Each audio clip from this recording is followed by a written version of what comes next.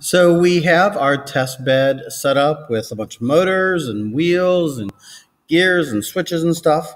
And now we're going to come into Robot C, which is this program.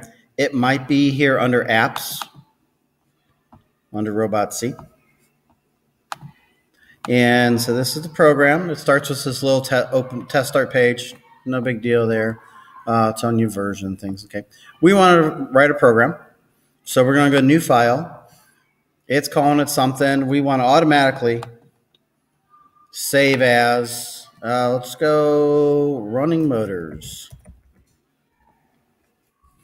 And to make sure we know where we save that, I tend to put things on the desktop and then move them to my Google Drive. Awesome. So we have this thing. So here, task main, boom. Let's talk about what our program is going to do. So again, we're going to put comments. So a paragraph comment is a // and an asterisk. Notice I think they're turning green. And then we're going to asterisk and / again. Notice how task main went back to blue and those went red, but everything in between is going to be green. Program to learn about motors. Okay. Now we could get in here and write what we're going to make happen. Pretty much we're going to make a motor start. Let's go half speed and then run for 2 seconds and then stop. That's what we're going to make happen. Okay, so we have our VEX controller plugged into the computer with USB. We got the battery plugged into the VEX controller. We've got it turned on. Now we need to set some things up. And this is all about what ports you have things plugged into. All right, so I have a motor plugged into port 1. I'll call that right. I have a motor plugged into port 3. I'll call that center. And then I have a motor plugged into port 5. We'll call that left. I capitalized right, not center. We're going to see what happens if I capitalize things or not. But we got to tell what kind of motor we got. We have a VEX 393 motor, because that's what they are. Now here, I'm going to go with a 3-wire motor because I had to plug it in to a 3-wire motor controller. Let's go with that. I haven't tried the other way yet. I'll have to do that.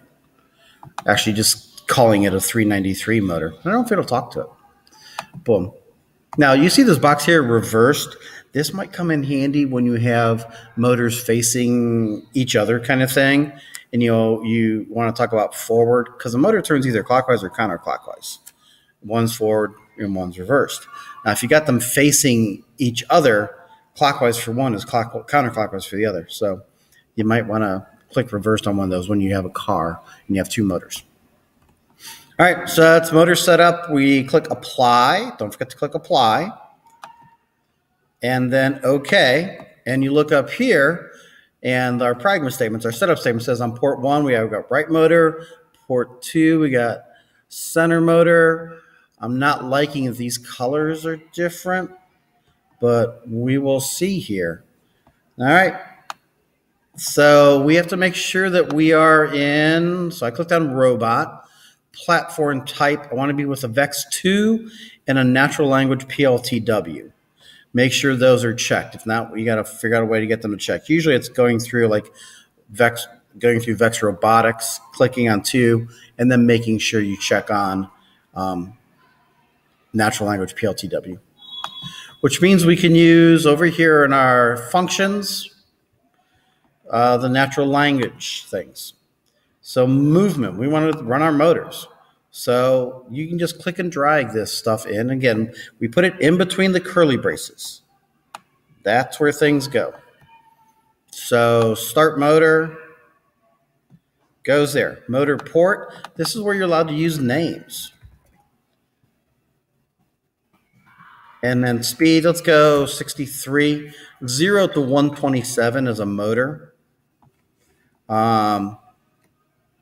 Let's just see if we can get that to run. Now, how long? That's the wait function.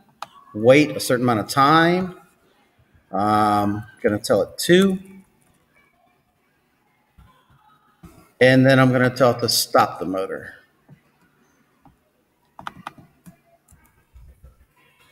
All right, that's the program right there. You're going to make the right motor run for 2 seconds at half speed and then stop.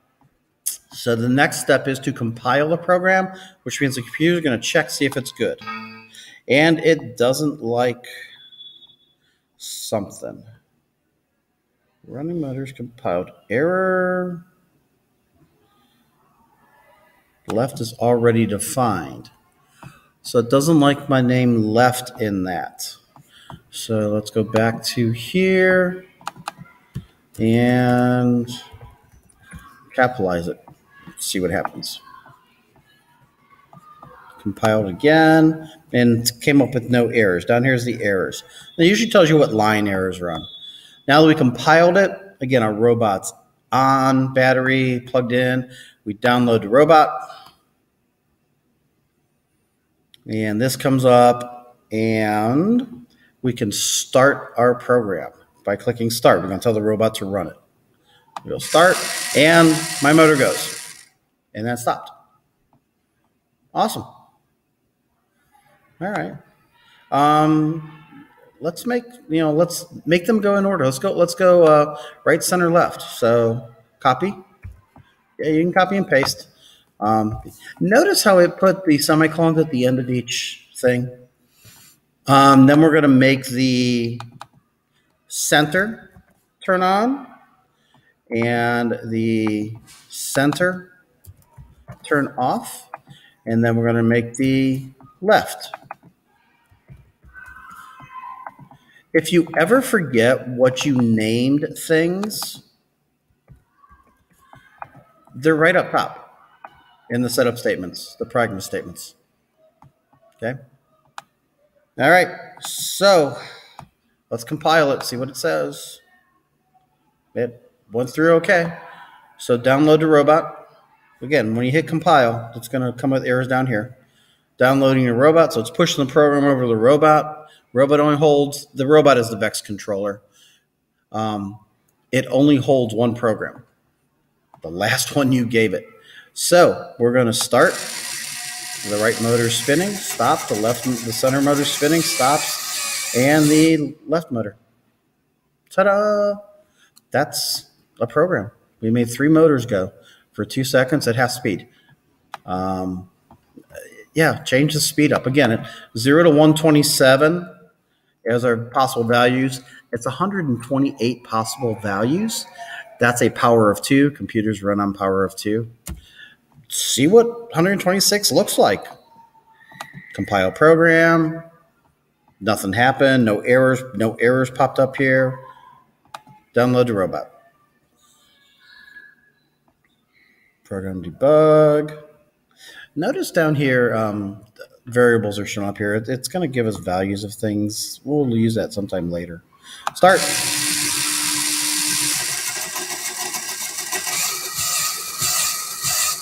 My left motor sounded a little rough. All right, that's program.